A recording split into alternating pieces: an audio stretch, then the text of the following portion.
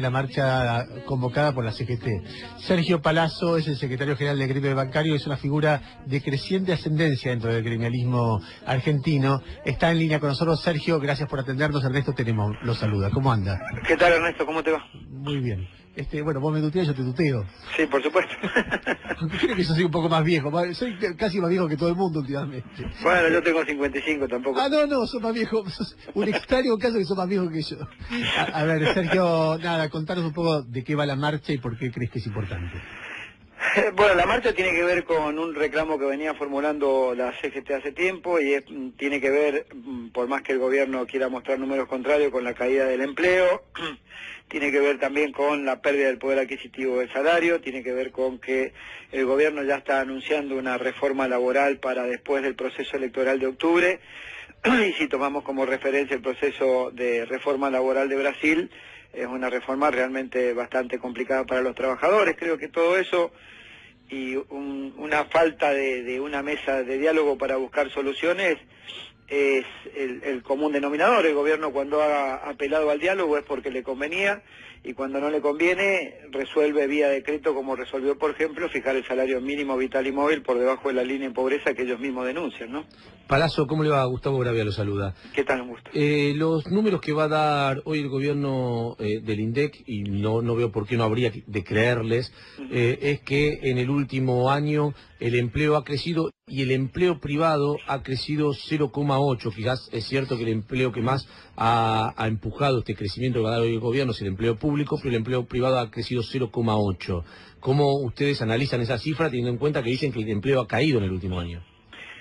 Yo lo que digo es, del mismo lugar donde va a publicar los datos, debería fijarse cómo es la composición del crecimiento del empleo que muestra el gobierno, porque mucho tiene que ver el incremento de la dotación de trabajadores públicos, que creo que fue de 25.000 aproximadamente, y el grueso y número importante tiene que ver con inscripción de monotributistas. Pero por eso le daba, perdóneme, Palazzo, lo interrumpa, el 0,8 es asalariado formal privado. Claro, yo te quiero terminar de desgranar la cuestión. El gran número que tienen es el empleo monotributista, quiere decir que el año pasado tenían empleo y hoy se tuvieron que inscribir en un monotributo. No, perdóneme que lo vuelva a interrumpir, por eso yo le decía, dos cuestiones distintas. Sí. El empleo monotributista le va a dar un salto mucho mayor, el monotributista social le va a dar un 11%, el monotributista común le va a dar más del 4%. Yo lo que digo es el empleo que toma... El empleo asalariado privado. Asalariado privado. Dentro de ese empleo asalariado privado tenés, la gran parte de ese empleo tiene que ver con contratos de empresas eventuales, si miramos bien los números, y debe tener también un componente fuerte de trabajadores a tiempo determinado, a plazo fijo, cuando en la Argentina generalmente el trabajo es por tiempo indeterminado y más del 90% de los trabajadores lo tienen. No es que menor cantidad de empleo, sino menor calidad del empleo. Exactamente. Si vos tomás la referencia, sumando todo, monotributista, empleo público, empleo privado, quizás te dé el número que dé el gobierno. Lo que sí es la disminución de la calidad del empleo, y yo tengo mis serias dudas que quien se inscribió en un monotributo realmente tenga trabajo y no lo esté haciendo para preservar una obra social y un aporte jubilatorio para jubilarse el día de mañana mientras no tiene... No, por eso el tema monotributista hay que sacarlo, porque puede ser desocupados que empiezan a ser monotributistas, claro, o simplemente gente que no tenía laburo pero se inscribe como monotributista. En los 180.000 puestos de trabajo que ellos dicen lo incluyen, por eso lo hacía la referencia. Palazzo, Jairo Estracha lo saluda, ¿qué tal? Buen día. ¿Qué tal? Buen día. ¿Evalúan en alguna parte de su análisis antes de salir a la movilización que en el último periodo donde hubo más tensión entre gobierno y sindicatos, que fue marzo y abril, el gobierno terminó saliendo beneficiado con una mejor imagen de la que tenía en febrero, cuando estaba complicado por cuestiones del correo? Digamos, ¿hay un clima donde la sociedad les cuestiona quizás tanto o más a ustedes su imagen y su rol en la sociedad, que termina jugándole a favor al gobierno en términos de percepción pública? Sí, has acertado el análisis tuyo en cuanto a que, sin duda, la imagen que ha dado el sindicalismo en el último tiempo no es la mejor, y por ahí eso lo favorece al gobierno. Ahora también creo en aquellos que decidimos dar una pelea convencidos de nuestras ideas y convencidos de lo que necesitan los trabajadores, y no porque haya una mala imagen no la vamos a dar a la pelea, porque si no nos estaría pasando lo que le pasó a mucha dirigencia sindical de los 90, que se quedan en la disyuntiva de si dar la pelea o no en función de lo que la sociedad meritúa como concepto de la dirigencia sindical o en relación a los problemas de los trabajadores. Creo que las peleas se dan en función de los problemas de los trabajadores, y bueno, algunos tendremos menor o mejor imagen, pero creo que los problemas existen y la discusión y la pelea hay que darla, más aún cuando hay un gobierno que su característica es que dice y habla de diálogo, y cuando el diálogo no le conviene apela a mecanismos casi extorsivos. Por ejemplo, la paritaria bancaria, que terminan enjuiciando a los jueces que resolvieron a favor de la paritaria bancaria. Por ejemplo, el salario mínimo vital y móvil, que lo regulan por debajo de la misma línea de pobreza que dice que el gobierno que existe. Entonces me parece que hay elementos suficientes para pelear. Después estará si el gobierno hace un uso de lo que es la imagen pública por encima de resolver los problemas o toma los problemas para resolverlos. Sí puedo decir categóricamente que un gobierno que hizo suyo el manifiesto de reclamo del sector empresario lo lleva adelante como si fuera una asociación empresaria y no un gobierno que tiene que gobernar para todo, y cuando los trabajadores le reclaman algo, somos golpistas, somos desestabilizantes, no aportamos a la gobernabilidad.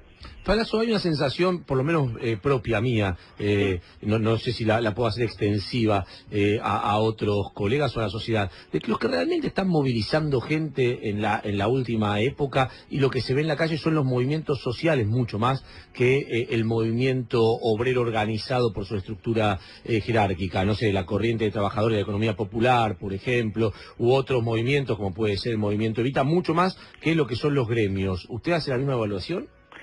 Creo que tienen una gran capacidad de movilización, la cual respeto. Si los movimientos sociales son los que más están movilizando, independientemente de que tiene que ser una preocupación para el movimiento obrero, porque no los está conteniendo, también debería ser una preocupación para el gobierno, porque quiere decir que cada vez hay más personas con problemas que no se resuelven. Está bien, pero eso habla, ¿no?, un poquito del desprestigio que pueda llegar a tener la clase dirigente. Es mucho menos que en los 90, inclusive muchas de las marchas se han hecho asociadas. Fíjate que tanto la CTA como la CGT en sus últimas marchas han tenido participación de los movimientos sociales, que es algo novedoso con relación a lo que pasó en los 90, que la dirigencia sindical ausente en muchos casos, y ese espacio político, sindical y de la calle lo ocupaban los movimientos sociales por su cuenta. Hoy lo hacen asociado con las organizaciones de trabajadores nucleadas en la CGT o en la CTA. Sergio, déjeme hacerle la última pregunta, que ¿Sí? es una pregunta, me parece que más de fondo de todo lo que venimos charlando. Y es una pregunta, realmente yo no tengo respuesta y depende del día tengo una respuesta u otra. Todos coincidimos en que la situación, que la gente está respecto de su bolsillo peor de lo que estaba en diciembre del 2015.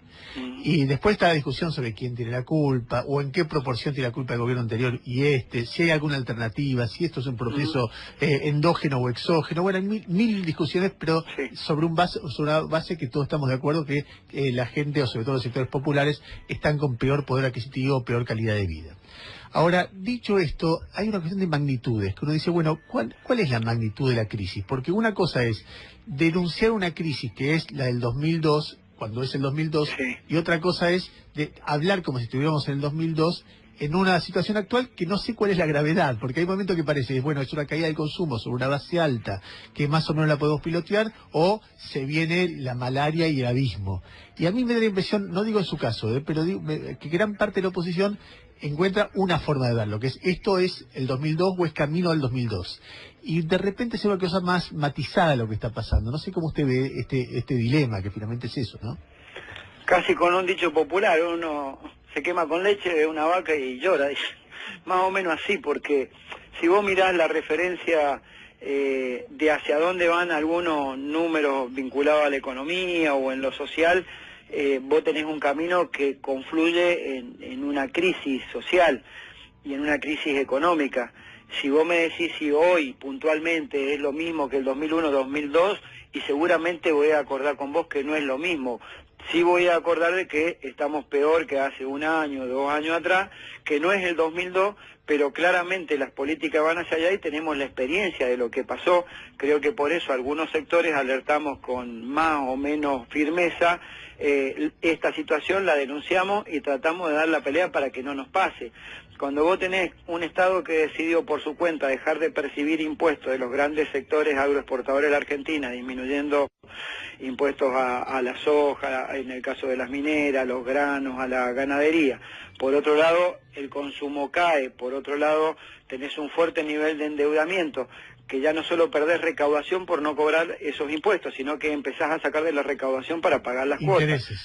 claro, intereses, y cuando tenés un nivel de emisión del EVAC superior al nivel de, en 18 meses, superior al stock del EVAC que había, que eran 300.000 millones, y pasaron a ser 800.000 ahora, y más cuando considerás que el 50% de ese stock tiene que ver con que son imposiciones a 6 meses que está renovando, lo que hace una economía volátil, seguramente vas a tener presente lo que pasó en el 2001 y decir no que confluya hacia ahí, si no se toman medidas que corrijan esa situación y se cambie de una economía de financiarización de la economía por una economía de producción, seguramente va a tener problemas. Por eso digo que quizá el resumen sea un dicho popular, uno cuando se quema con leche ve la vaca y se asusta. Sergio, le mando un saludo y gracias por la diferencia de habernos atendido. No, gracias a ustedes, Ernesto.